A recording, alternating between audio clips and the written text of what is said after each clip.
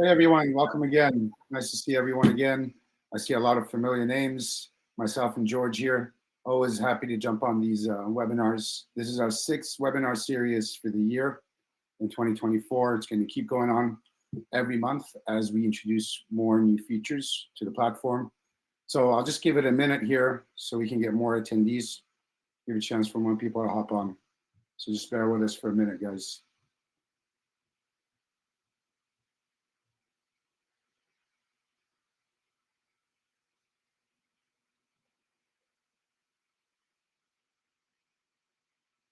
All right, we're almost there.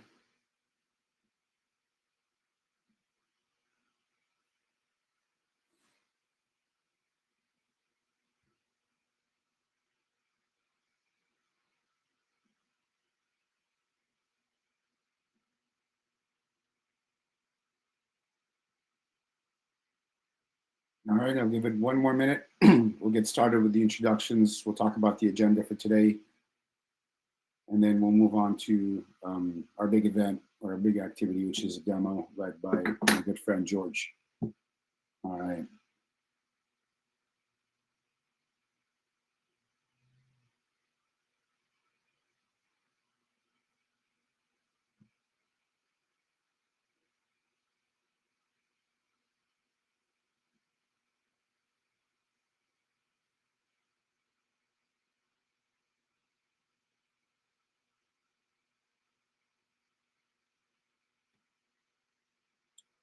You guys might, for those of you who can't hear us, you might want to check your audio. Just make sure that you connect your internal computer audio, or if you guys have headsets on, make sure that's enabled from the settings.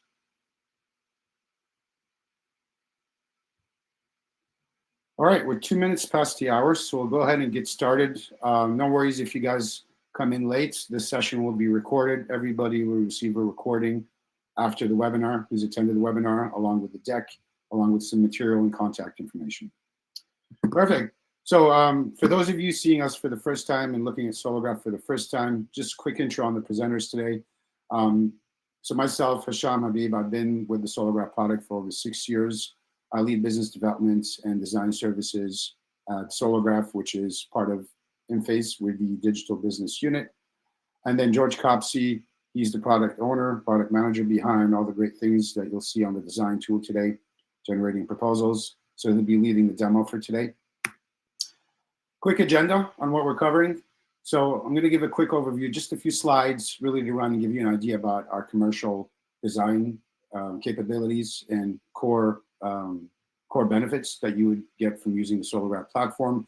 I'll talk a little bit about our proposal and design services from a plan set design services for commercial. I have a few interactive poll questions that I'd like you guys to participate in.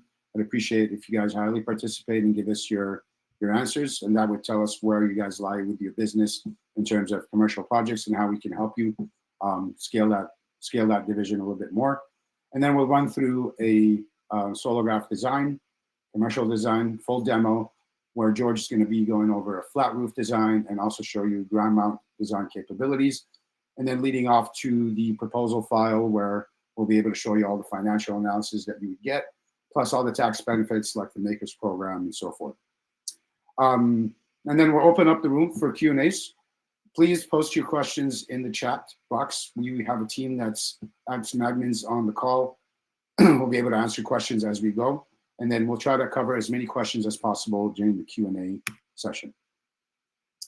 First poll of the day. So we want to get your thoughts and we want to understand where you guys lie with your business. So I'm going to launch one poll, our first poll, just to give us an idea of how much volume you do for commercial projects compared to your total monthly volume of solar projects. So I'm going to go ahead and launch the poll, and I would appreciate if you guys can participate and just select one of the answers. So A, your volume's over 50% on commercial, 50% exactly less, or you do no commercial and it's all resi. You'll all be able to see the results. Okay. So I see we got some resi fellows here that probably are interested to jump into commercial at some point. Give it another minute.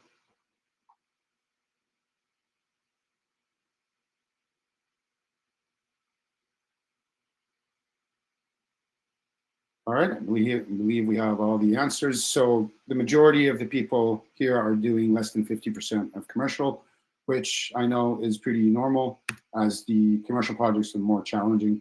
The second poll that I want to launch really quick, we want to know, for those of you who are doing all this commercial business, what type of design tool are you guys using?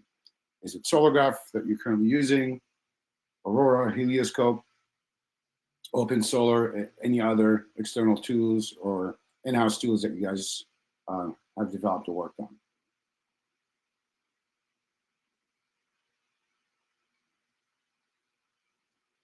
Okay. Wow, the majority are using Solargraph. Pretty impressive. Right, George? Oh, 30% of the audience. Very interesting. Great. Perfect. Thanks for the answers, guys. Quick rundown on the benefits of using Solargraph for commercial projects and the features that we have that support your journey while creating solar designs for commercial. So again, just similar to the residential, you'll be able to generate your 3D model, use our wizard to calculate obstructions, pitch, azimuth, and then leading on to calculating shading and ending up with production. Flat roofs, you'll be able to model flat roofs. So a lot of flexibility on panel placement. Ground mounts, stacking panels vertically. So George will be showing with the same address, showing two different models, one as a flat roof and one is a ground mount. And then in cumulative cash flow analysis, so all the details and the financials you'll be able to generate on a proposal to show your customers. All the financial benefits in terms of tax benefits, makers program, all that is incorporated, how you save on O&M costs. And then we also offer, this is just an announcement to offer, we offer easy simplified financing within the app. So for those of you who use Solargraph for some of the resi, you know we have integrated financing partners like Goodleap, Mosaic, Dividend. And then with commercial, we have the Bank of Montreal. I will be posting more details for those of you that are interested in the chat about our simplified commercial financing with BMO. All right, so why use Enphase for commercial design? So a lot of you are using other tools, but why do we think we are a little bit more competitive than others in the market, right? So we do 100+ designs that we delivered with high accuracy in the tool. We have dedicated managers and customer success people that will be able to help you with any, if you're struggling with any designs or big projects. We have good high customer satisfaction levels, so our NPSs go all the way up to almost 80%. We have 1,400+ records of AHJ databases already incorporated in Solargraph. And then that's something that we are growing across the 50 states with more research and analysis from our engineers. We're experts in NEC codes, compliances. We support all major structural attachments. So we work on different types of materials. Of course, we would love everybody to use Enphase hardware, mainly driven on the micros, but we do support different types of equipments from manufacturers. Also experts in all major inverters in the market. And then you're able to download a lot of the BOM report, close working relationships with Enphase product FAA teams. So we are in sync as a division, the digital division of Solargraph. We're in sync with the hardware team. So we can always get people to help you on the technical side during installations. And then this is the part I went over is more of the design experience you get. What Enphase has also and offers is design services for proposals and permit plan sets for commercial, designated for commercial and for residential. So you can order proposals directly through Solargraph, whether you do have an account. If you don't have an account, we do take some jobs directly. We have the Enlightened portal. So there's different ways to submit requests for proposals and plan sets. We have competitive turnaround times, competitive pricing that are based off system sizes for commercial and specific. So we consider ourselves pretty competitive with that service in the market. All right, before we get into the demo, I'm just gonna do one more polls. I don't wanna bore everybody here, but again, these are a lot of good questions that give us an idea of the audience that's participating. So I'm gonna launch the last one, and then I'm gonna pass it over to my friend George for the demo. So the question reads, what is your preference for commercial projects system sizes? So what is your sweet spot? Where do you see yourself on system size ranges? Okay. 55%, or between 50 to 100.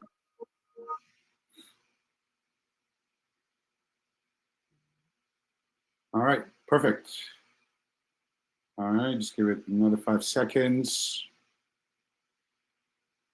All right, good. So a lot of you are installing pretty large systems. Great. So just a reminder again, before I hand it over to George, please post your questions in the chat.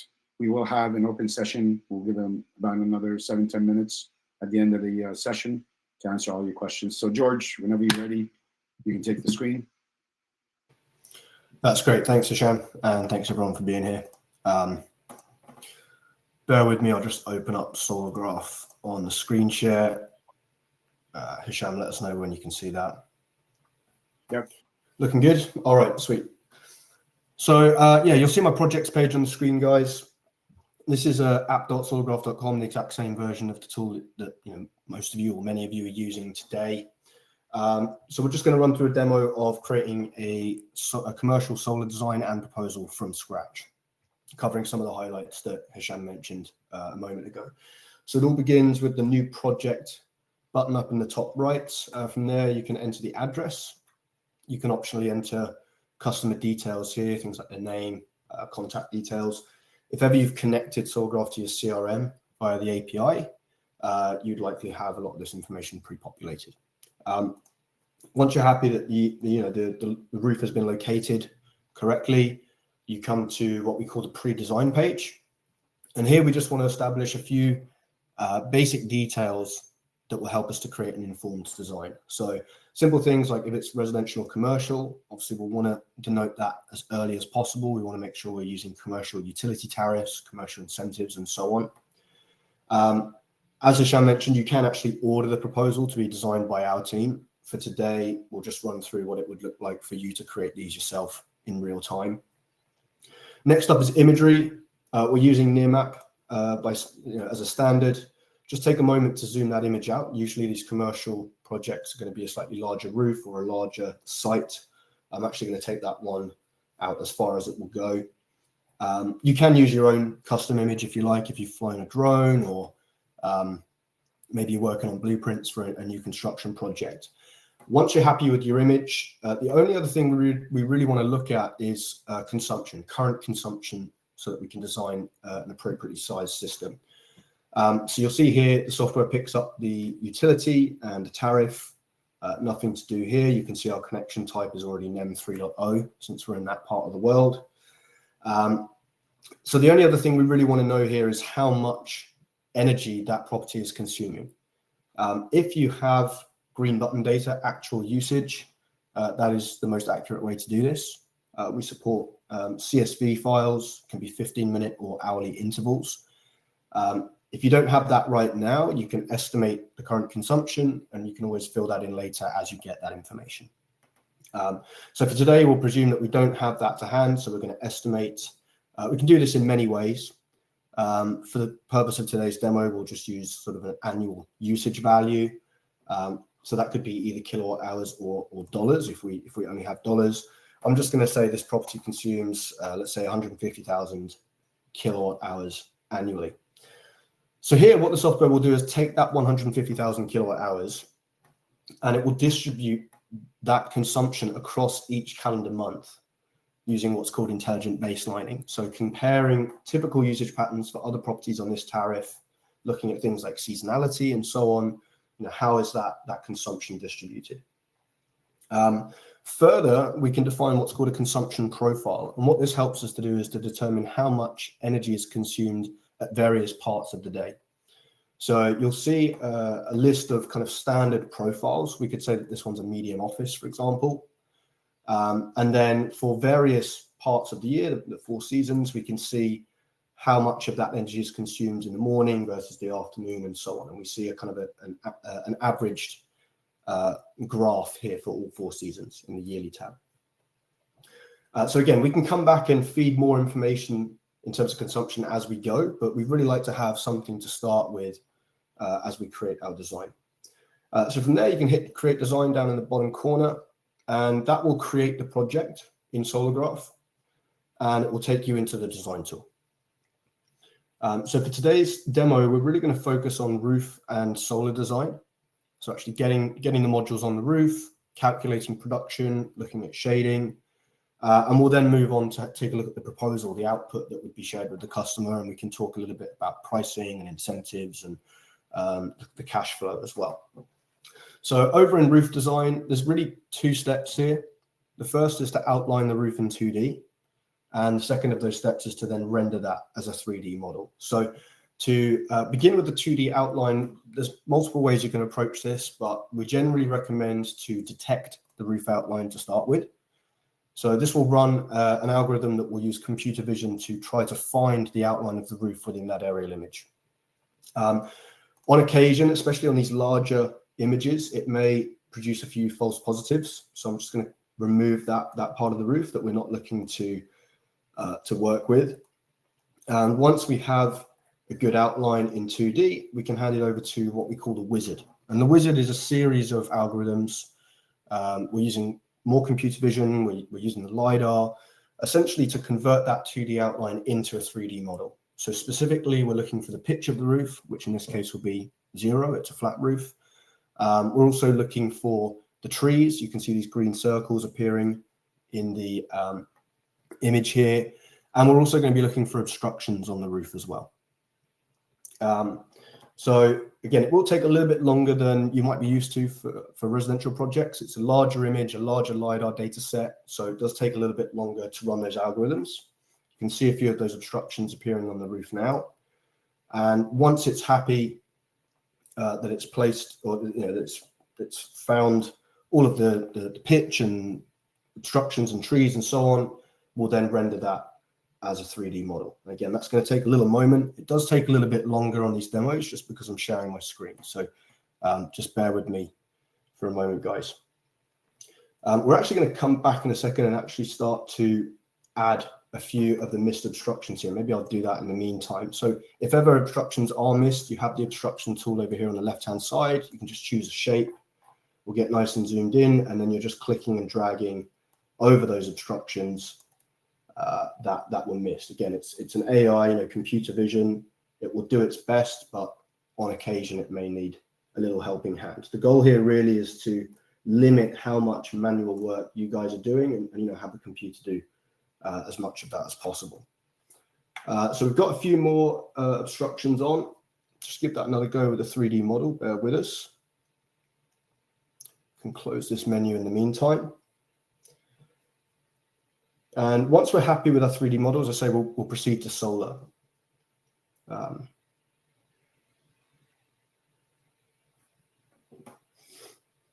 with me, guys. As I say, it does take a little bit longer when it's got the screen share running. It's mostly my computer that's struggling there. All right, here we are. So we've got our 3D model. At any moment in the design tool, whenever you're in the 3D world, you can right-click to adjust the camera perspective. So that's both to change the tilt or rotate. And again, here we can just take a moment to confirm that everything looks correct. Now, you do also have the split screen over on the left-hand side here. And what that will do is divide your screen into two windows. One is the design tool, so the model that you've created on the right-hand side.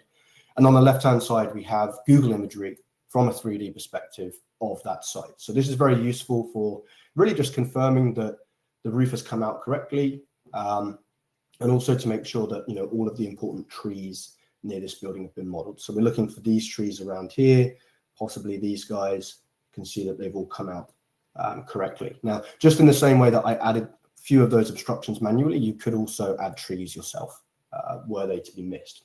And equally, if there are trees that you intend to remove or trim back a little bit prior to installing solar, you do have the ability to select those trees and modify their size or delete them entirely.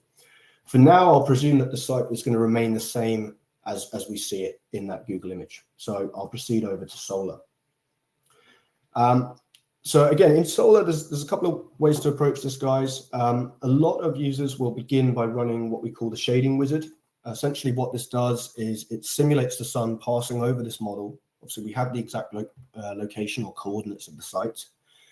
We use a local weather file. And essentially, it's going to assess the impact of shade, for example, from these trees. And we represent that in this heat map. which essentially denotes, brighter colors like a white or a yellow denotes a very high TSRF, which is the most important shading value for solar production. Darker shades denote a lower TSRF. So that's one good step, not strictly necessary, but it's nice just to have an idea of which parts of the roof receive more or less sun. The next thing we can look at is setbacks as well. So typically, Solargraf has its, as Hisham mentioned, it has its own database of setbacks. So we've got a record here for Fremont City in California. Here, according to that database, they're only requiring setbacks at the ridge. We don't have any ridges here. For the sake of having a clean design, what we can do if we like is select any given roof edge and apply a setback. So I might say, keep me 2 feet away from all eaves. And when I add that, you'll see a very small gray border that appears at the perimeter of that roof. So that just keeps us 2 feet away. We'll make sure that panels cannot be placed over that gray border. Once we're happy with setbacks and the shading, we can start to place panels.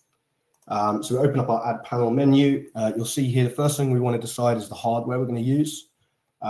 You guys can control exactly which modules appear in this list from your company settings, as well as which one is selected by default, and that's the same goes for the micro. We'll use the 8P for today's demo. Next up, we'll look at our panel placement method. So you have 2 choices here. The auto method is just a one click. It will fill that roof face with as many panels as possible. Probably not going to be needed on a roof this large. Or we can use the manual method, which is just a click and drag motion that will place panels within a subset of that facet. We'll also want to look at our orientation. I'm just going to stick with portrait for now. And we'll also look at what we call the array azimuth, so the direction in which those modules will face. Depending on your company settings, this is something that each of you can kind of choose, depending on your own preferences. You can either define this value in degrees. So if you want to have the modules facing due south, you choose 180. Or you can restrict the panel placement to always align to the edges of the roof, which is what we see in this example. So the choices there would be either parallel to the azimuth or perpendicular. The azimuth of the roof, really on a flat roof, is fairly arbitrary, but the tool will assign one. Usually it's the roof edge closest to south. So in this case, it's going to be down here. So I could say perpendicular, we'll have them facing this direction, or I could say parallel. In this case, we'll just have them facing down here. And once I'm happy with the direction in which my modules will face, I can choose the tilt. We can leave that at 5 degrees. There are also some advanced settings here, things like the column spacing, maybe the row spacing. Let's leave that at, let's say, 3 feet for now. And once we've defined each of those settings with the manual mode, we can just click and drag, and that will essentially place the panels within this box that I'm drawing here. So I'm going to try and stay away from the edges of the roof. You notice as I draw that box, the software will intelligently avoid any of the obstructions that we've placed. So I'll select that array. I'm actually going to, rather than having them face due south, I'm actually going to make these parallel to the azimuth, like so. And so they're facing towards this southeastern direction. We could also have them, say, perpendicular towards the southwest. Maybe that's going to be better in this part of the world.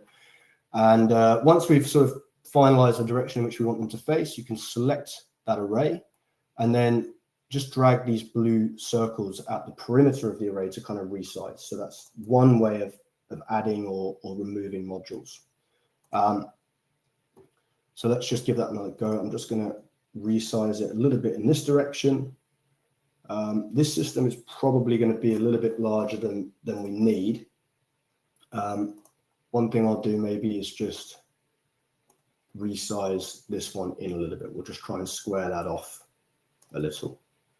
Now you can always just select individual modules and delete them like so. So that's great. If you've got sort of isolated modules, maybe this one or this one over here, just single modules on their own, it's much quicker just to select those and delete them. Let's give that one more go. There we go. Let's just try and square that off a little bit. Now, once you're happy with your kind of provisional layout, you'll see this calculate button enabled on the right-hand side. So this will calculate the production of the system. So what we're doing here, guys, is we're actually going to rerun the shading solely on the panels. So we've already run the shading on the roof, but we do that at a fairly low density. It's quite a large area. we're trying to calculate the shading data for every hour of the year. So when we're doing it on the roof, large area, we do it at a low density so that we can do it in a reasonable amount of time. The modules, however, the panels themselves is generally a much smaller surface area. So we can afford to do it at a much higher density without spending, say, 2 or 3 minutes doing it. So that's why you'll see that there's an extra shading calculation that occurs. And with that new shading data that we have on the modules themselves, we can feed that back into the production algorithm. And that gives us an annual estimate for year 1 production, which is about 164% of what the property consumes. So probably slightly oversized unless we're expecting the property to increase consumption. It could be, for example, that we want to throw a bunch of EV chargers down against one of these walls, in which case it's perfectly reasonable for us to oversize the system. So that's essentially the nuts and bolts of roof design, solar design, getting the modules on the roof, calculating our production. Again, at any moment you can select that array and change, maybe swap out the hardware, update your spacing, orientation, whatever changes you'd like to see. One other thing I'd like to quickly run through as well is the ground mount. So that's a separate tool over here on the left-hand side. We can select that. And here you'll see a kind of a similar menu to what we saw earlier. So again, you'd need to choose your panel and your microinverter. The only real differences here are we don't have that choice between the auto or manual method because we don't have a roof face that we're trying to fill. And presumably we don't want to fill the entire image here. So we're going to be using the manual method by default. Equally, we don't have a roof azimuth that we want to align to necessarily. So here you will be required to enter a value in degrees. I'm actually going to use, let's say this area above these parking spots here. We'll do a kind of carport style. So I'm going to say that's about let's have a look. It's going to be about a 230 degree azimuth. We're going to have them facing more or less in the same direction as these modules. The panel tilt, same concept as on the roof. It's a 5 degree tilt. It could be larger or lower. All of these values can be defined as defaults in your settings. So if you're always using a 5 degree tilt or always a 15, you don't have to change that on each design. And then we come to the concept of stacking panels, which really means nothing more than stacking the panels vertically. So whereas on the roof, we essentially have one row of modules, then we have some spacing, and then we have another row of modules. And both of these touch the roof. They're the same distance from the ground. When we're working with a ground mount, it's pretty common for us to actually stack those on top of each other rather than having them only one high. So this value here, the 3 that you see in my menu, this just tells us how many modules are we stacking on top of each other. So I'll leave that with 3. The stacking spacing tells us after we've stacked 3 high, how much space do we leave before we start stacking another 3. I'll leave that at 6 feet for the purpose of this demo. And the other concept here is the height from ground. So presumably with a carport, of course, we're not going to have the modules on the ground. We're going to have them mounted so that we can park a car underneath. And we want to know what is that distance between the first module and the ground itself. So let's just put that, say, at, we'll leave it at 6 feet as well. So once we've kind of defined those settings, again, it's kind of similar to how we did it on the roof, just a click and drag motion that will place the first few modules.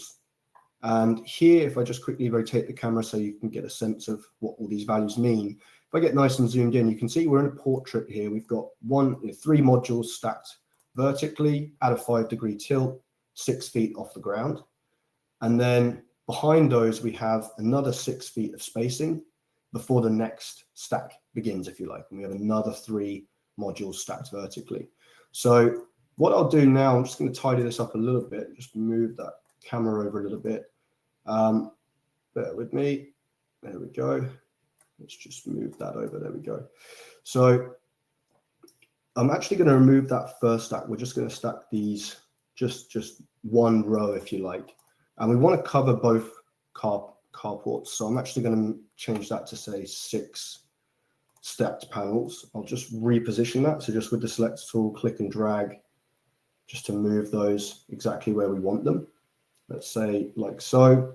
And then again, similar to how we did on the roof, we can use these blue circles to extend or reduce the width of that array.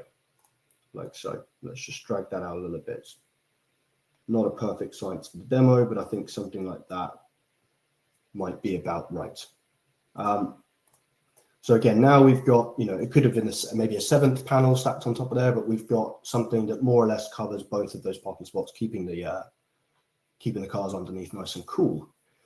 So again, anytime you change the array, whether you're moving modules, you're adding some, you're deleting them, that calculate button will become enabled again. You'll have to recalculate, and that will update, obviously, year 1 production. And then we'll translate that into a consumption offset. How much of that 150,000 kilowatt hours consumed are we going to offset? And that also translates into a bill offset as well, which looks at how this system will interact with the loads as well as the grid itself. So again, that's fairly comprehensive demo on the roof design, solid design, and the ground mount. Just going to remove that for now because that system is a little bit oversized. And I'll save my design, and we'll switch gears a little, and we'll go take a look at the proposal. Just a little bit conscious of time. I want to make sure we have time for a Q&A. So we're just saving the design tool now. And then anytime you're in the design tool, you can navigate to various other parts of the project. Just up here, we call this the project navigation bar. So let's just go straight to our proposal. For those that don't use Solargraph, the proposal comes in both a web and PDF version. We do generally recommend using the web version as much as possible, just because it allows us to make changes in real time without having to save or download and email over a fresh PDF. So I'm going to try and focus really on the main aspects of this quote that are especially relevant for C&I. But again, for the 2/3 of us on the call that don't use Solargraph today, I think it's worth just setting the scene here a little bit. So up in the top left, you'll see this Manage Sections button. This allows you to choose which sections of your proposal you'd like to show to the customer and in what order. So what order do you want to tell that story? Your Solargraph account will come with a series of kind of boilerplate sections. A lot of people have an About Us section where they talk about themselves as the installer, why they're the best, why this person should work with them. Especially for commercial, if you're doing any kind of, let's say, ground mount, or maybe you're working on a farm or something like that, it's quite nice to showcase some previous projects. If you've done similar designs or worked for similar customers in the past, then you have their permission to show maybe some pictures. It's quite nice to have a little section there saying, hey, we have done these kind of projects before. Things like system design, that's where we actually look at the design, pricing, materials, all pretty basic stuff that you'd see in any solar proposal. Now, you can create your own custom sections with videos, text, images, whatever you want to include there. If there are certain sections here that aren't relevant for you, a lot of people perhaps don't really want to show a project timeline, show what the various steps are. You can, of course, hide those. And as I say, you can drag and drop those into whatever order you want. So you'll have your cover, your cover section up here. I haven't put in the customer's name here, but normally that would appear up top. You'll see all of my details or the sales reps details just here. We can showcase that 3D design on the quote for our customer. So again, very nice just for them to see their building with solar on it. Makes the project kind of feel real. It's also very good indication that we've modeled surrounding trees and so on. There are various sort of financing scenarios that you can run through. I'm just looking at a cash deal, but we do support the ability to model loans, leases, PPAs. I don't have a lease in this demo account, but it is there. If we really just hone in on some of the items that are relevant for C&I. So the first thing, obviously, is the federal ITC, the commercial tax credit. That's automatically modeled in. It's automatically applied because we said this is a commercial project. Over in our settings, you'll see something under option 1, which is the kind of design we've created. You'll see something called Manage Incentives. And in here, if you have any other incentive or rebate programs that you regularly work with for commercial customers, you can find them here, and you can activate those as you see fit. I'll also just give a quick preview of the pricing as well. So over in the pricing settings, you will have a price per watt that's inherited from what's called a price table, which really just defines what your price per watt would be according to the system size. We can also model things like tax, depreciation, so what the federal income tax and state income tax rates are. Obviously, for this customer, if they are paying tax today and they're expecting to make some savings on their utility bill with the help of this solar system, that will presumably lead to increased profitability for the company. They may have an additional tax liability.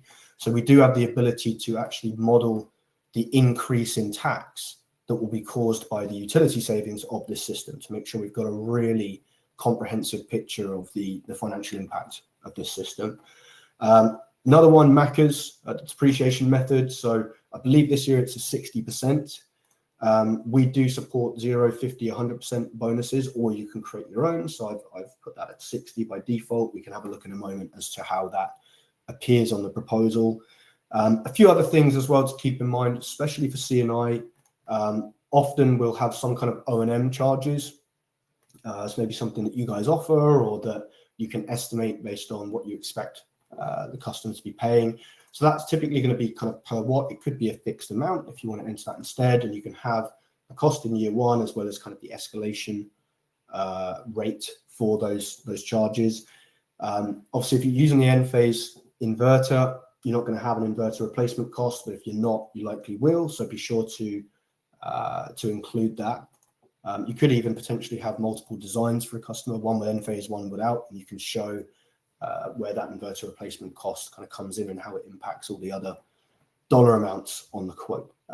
Even things like insurance or an increase in property tax due to the value of the property increasing, all these things can be modeled. You can have defaults in your company settings, but you can always tweak these for an individual customer. So just wanted to run through some of those pricing settings.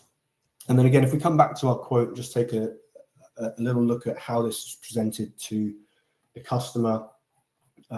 So down under pricing, obviously we've got our base price for solar. This is a little bit higher than that 260 of what I was charging, just because I have some hidden adders in here, things like a sales commission and so on. You can choose, you can have visible adders here, line items with their own price. You can hide those away as you see fit. Any kind of discounts that you want to offer here would also display just underneath this base price. Then you've got your incentives, your tax credits, and then you'll see your bonus depreciation down here. So calculating a yearly amount for each of those, years 1 through to year 6.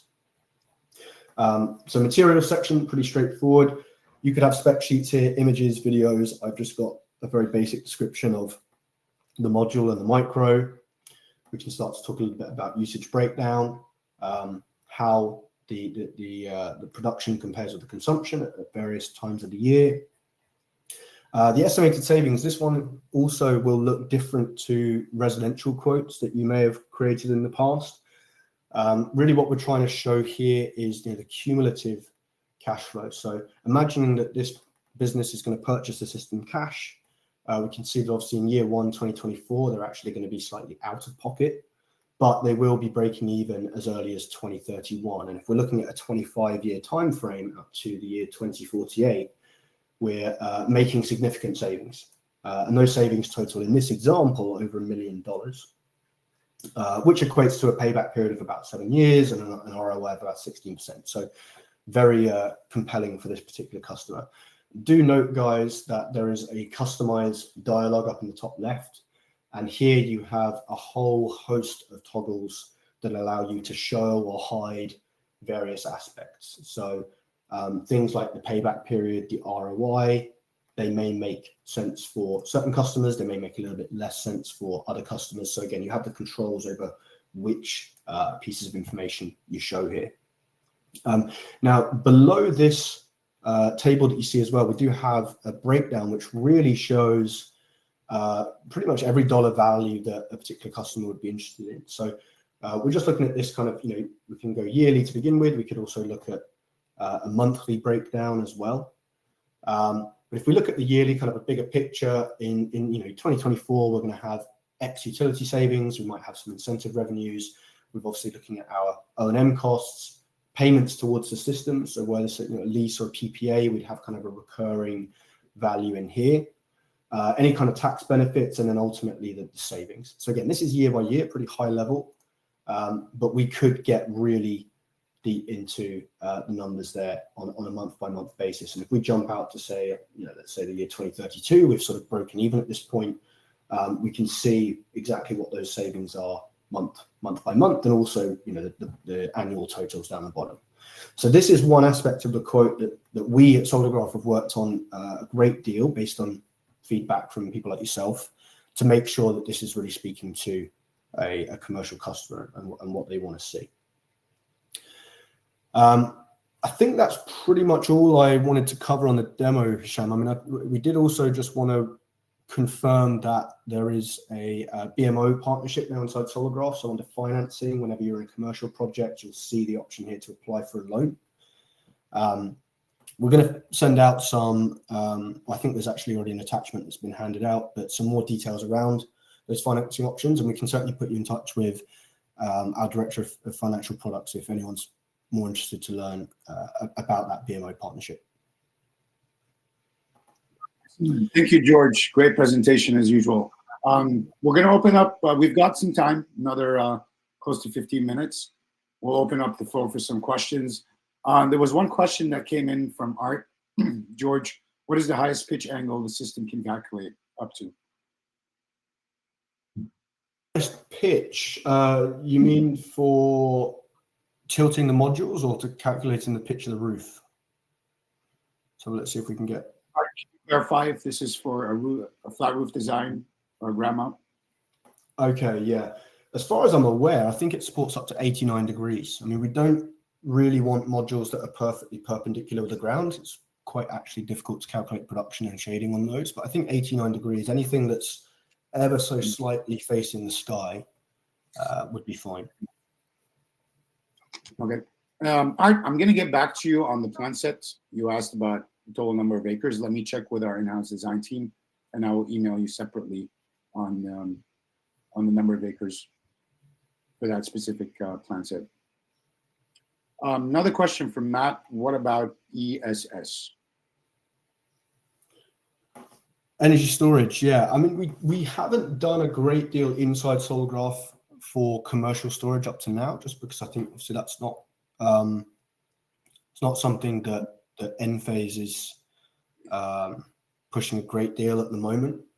I mean, in theory, we do support battery designs with a commercial design. So obviously, if you're in the design tool, you will see the battery tab.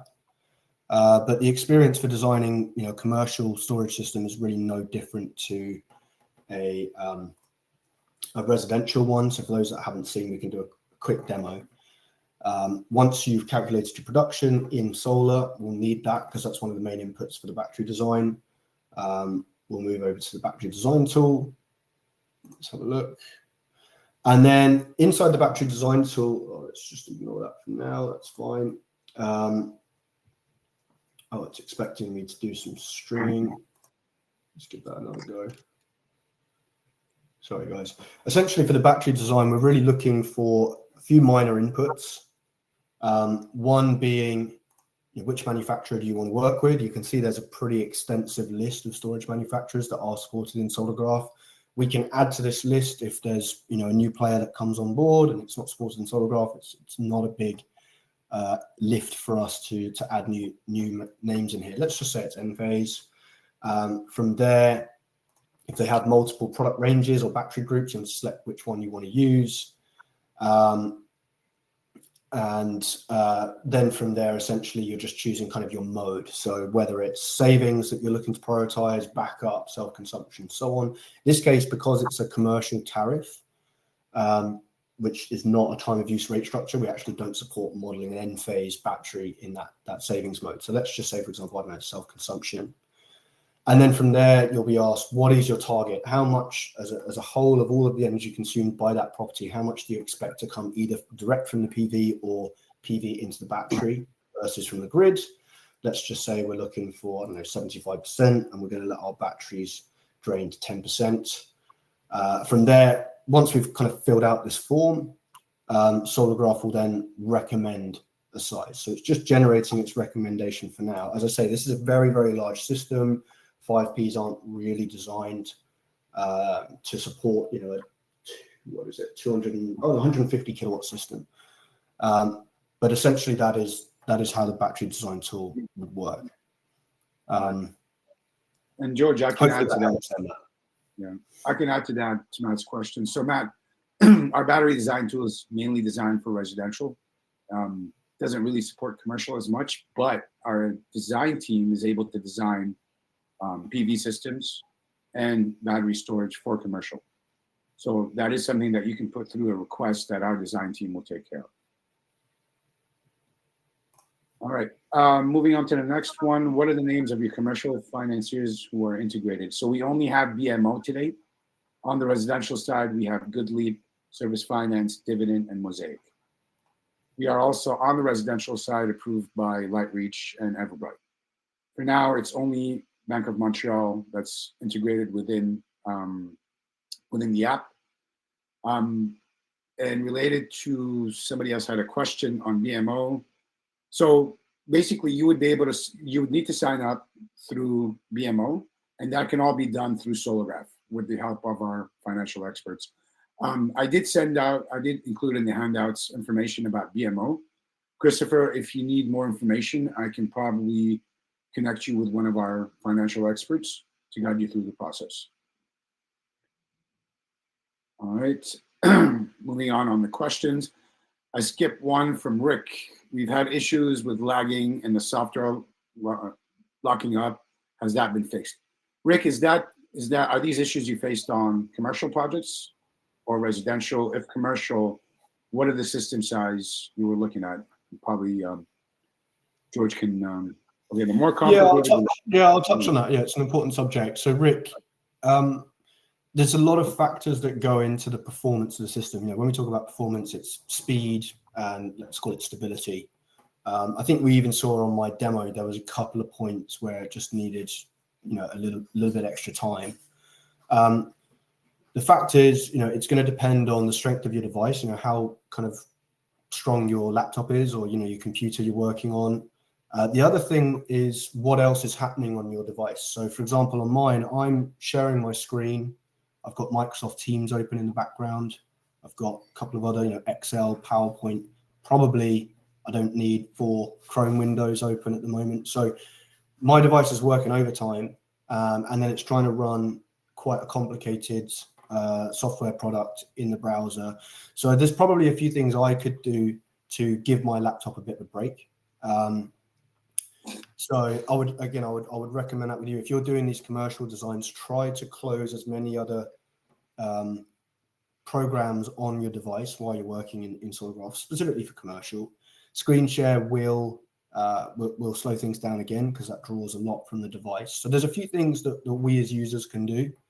But no, there's definitely more work that we want to do. We've made steps to improve the stability and crashes and that kind of stuff. Right now, what we're seeing is up to about 300-400 kilowatts. If you don't have all these other programs running on your device and you're not sharing your screen, you likely won't run into issues. Once you get to a much larger design, 500 kilowatt plus, I think even Joshua was making the same point, it does start to lag a little bit. And we're aware of that, and we will continue working on it. Right now, what we'd say to you is up to 500 kilowatts, we feel pretty confident that the tool works well, but we totally recognize that doing a megawatt job might give you a bit more of a headache than we'd like. And we continue to work on that. Okay, thanks for that, George. Christopher, yes, everybody that's attended will receive the recording in the follow-up email that you can just click on the link and watch, so you don't need to download anything. All right. I guess we answered Joshua's question. Moving on. Let me see. John, can we classify the tax credits as residential or commercial? For resi or commercial projects, we want to compare incentives. So yes, in the pre-consumption page that George went over when you're entering the bills, depending on the type of project you choose, commercial, residential, it will show the incentive, the tax credit for resis, if it's a residential address, or commercial for a commercial address. All right, more questions, guys? Yeah, real quick. Maybe you can show that, George.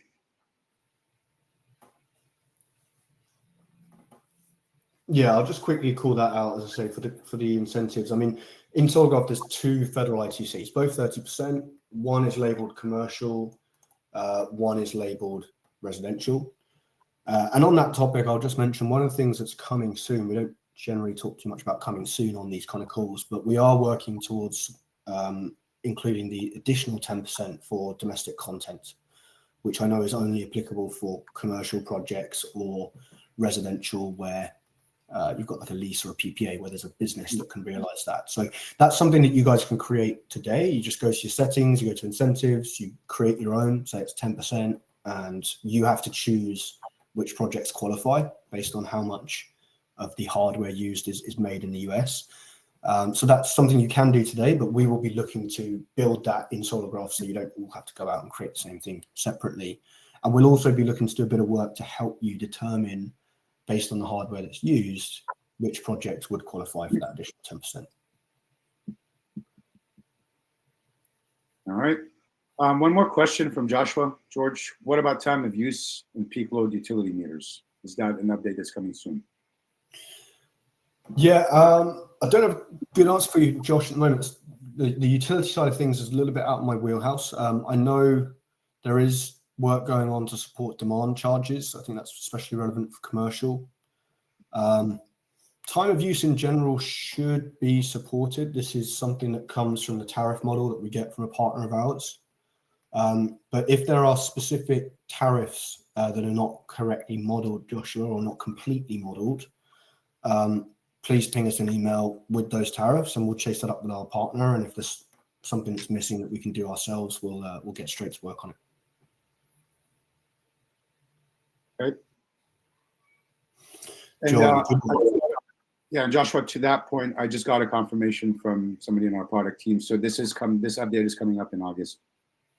Okay, fantastic. You'll be able to get all types of charges. All right. Another question from John. Our state dictates square foot area requirements for PV. Can we enter SF as design criteria? Yeah, it's a good question, actually. I've never heard that one, but today it's not really supported. You can't necessarily tell the tool, fill 300 square feet with PV. But it's an interesting thought. It's something we can work on. John, maybe I'll try and track down your email and we can talk about that later this week and we'll get it added to our roadmap. For any specific requests or questions that we didn't really address completely in this call, we'll make sure to contact you guys directly and provide the answers. Another question from Joshua. Along with the domestic content bonus, there's another ITC bonus added. That's an additional 10% bonus of customers. If okay, that's fantastic. Yeah, I appreciate that, Joshua. Yeah, so we'll bundle that in with the effort that we're going to make on our domestic content incentive. So that's great. You could potentially get a full 50%. Yeah. And George, I believe this is something that Joshua can customize today. Yeah, I mean, so I've got the screen share open. What I can touch on this briefly. As I say, this is, ideally, this is not something we want you guys to be doing too much. We really want to try and keep up with these. But for those of you that don't want to wait, in your settings, you can always go to incentives and rebates. And then from there, you can actually create an incentive. So this form is, I'd say, fairly robust. It handles most of the cases. If there's anything that screams out at you that's not kind of asked here or not supported, please do contact us. We're happy to add stuff in here. But we can say it's not an SREC, it's a tax credit. Doesn't only apply if it's battery, it's federal. I'll just say, energy community 10% ITC. And then we can just say down here that is a percentage of the system cost, which is 10%. If there is, sometimes there's a maximum dollar amount. So even if it's 10%, it can't be more than X. If that's the case, you can add that here. If not, just leave it blank. And then, as I say, the only part that's missing here is SolarGraph doesn't know which addresses are in the Department of Energy community versus those that don't. So that's on you guys as the designer or the sales rep who's generating the proposal to decide on a case-by-case basis, should I add this or not? But this, again, if there's any kind of incentives that you guys don't see in SolarGraph today, you can use this form in your settings to create those. And again, feel free to share the details with us, because I'd rather we build it once rather than all 100 of you go out and build it independently. Okay, Joshua, yeah, you're ahead of the game. Good stuff. Thank you. All right, more questions? Any specific questions that George can cover, myself, back on the design tool? We've got another 5 minutes to go. So just a reminder again, everybody's going to get an email with a recording with a few links, and you'll be able to contact us for any questions directly. You'll be able to contact our commercial hardware team for any technical support. So stay tuned to that email, and then you can share the recording with any of your colleagues that weren't able to make it to today's session. And for those of you already using Solograph, you guys are pretty aware of our support services, so you can always contact our support for any questions. And again, we have different levels of escalation on the support side. So a lot of the escalations go to George.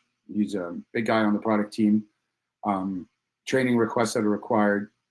So all that you can access from your support page. One more question. Is there any integration with EV chargers yet? I believe that's still coming up in the pipeline. We don't support that, but there will be. I don't have an exact. We'll try and get an ETA for you. It is being worked on. Yeah.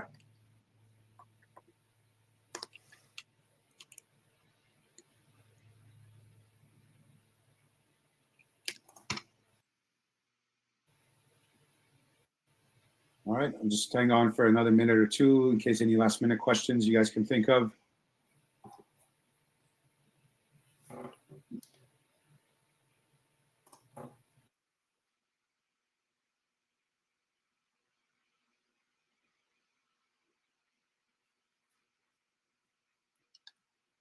Thank you all as well for attending. Always a pleasure to see a lot of our recurrent customers and new faces as well.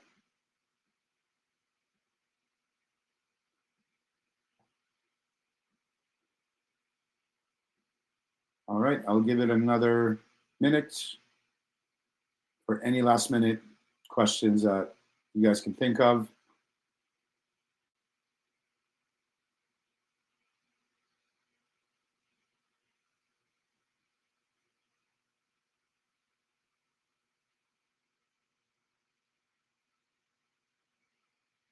So Joshua, I'll connect you with somebody from our financial products team. We'll be able to assist you to get onboarded with BMO. And I'll do the same with Christopher, I believe, asked for the same request. So I'll make sure to get you guys connected.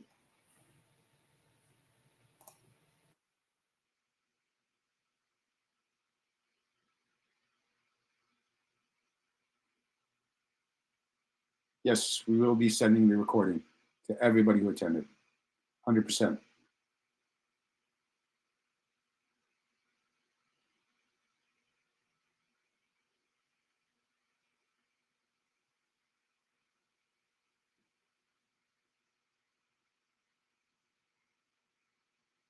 All right.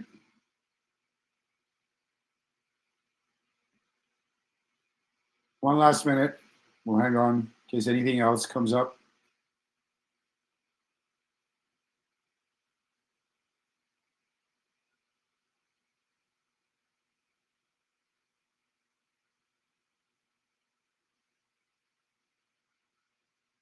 All right, perfect. So I guess we'll give you guys back 1 minute in your day.